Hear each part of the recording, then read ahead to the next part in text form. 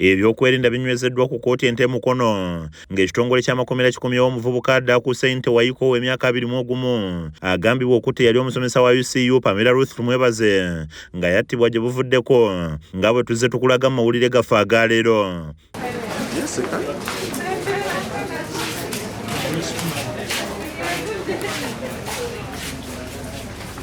Ono atuusiddwa ku kkooti okuva mu kkomera Luzira gye yali yasindikibwa ku alimanda era nga wakati mu bunkenke asimbiddwa mu maaso g'omulamuzi wa kkooti ento Wahurira Peace ng'ono tamukkiriza kwewozaako n'addamu okumusindika mu kkomera Luzira okutuusa ng'ennaku z'omwezi 8 omwezi ogwokuna omwaka guno.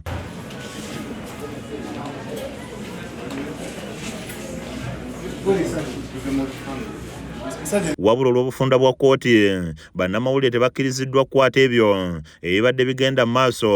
Abafamire y'omugenzi Pamela babaddewo naye nga ne bano tebakkiriza kwogerako eri bannamawulire era nga Waiko tebamukandaaliriza mu kkooti ne bamulinnyisa bbaasi n'ayolekera mu kkomera Luzira.